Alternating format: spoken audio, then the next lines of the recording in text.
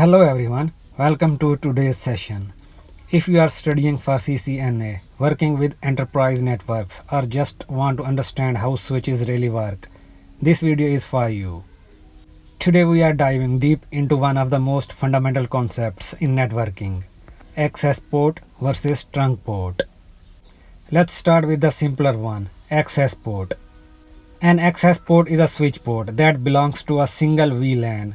It is used to connect end devices like computers, laptops, printers, IP phones, and servers. It carries traffic for only one VLAN. Think of an access port as a single lane road. Only one type of traffic can travel on that road.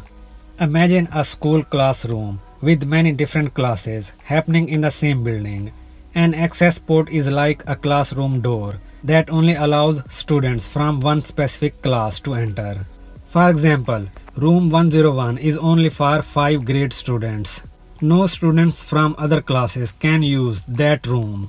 Similarly, an access port belongs to one VLAN only and carries traffic for that single VLAN. Here is a real world example. You plug your computer into a port 12 in the sales department.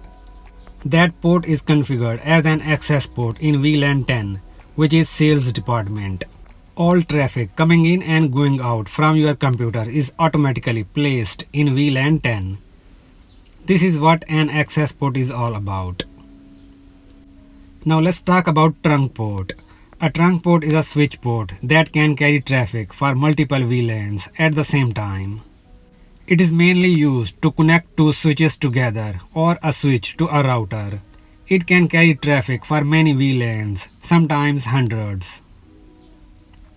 Trunk port uses 802.1q tagging to identify which VLAN each frame belongs to, usually used between network devices, not end users. Think of a trunk port as a multi-lane highway that carries cars from different cities on the same road. Remember, cities are VLANs. Each car has a label showing which city it belongs to, so the destination switch knows where to send it. Let's take an example. Let's say an office building has 3 departments: sales, admin, and IT. Sales department belongs to VLAN 10, admin belongs to VLAN 20, and IT department belongs to VLAN 30.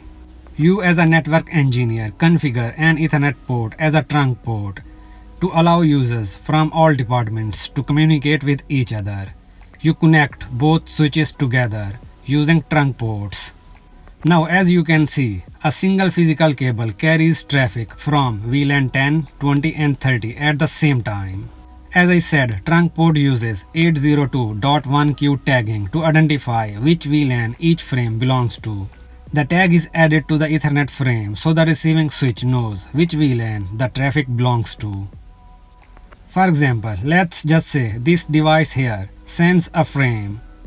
The switch tags the frame with the correct VLAN ID and sends it over the trunk.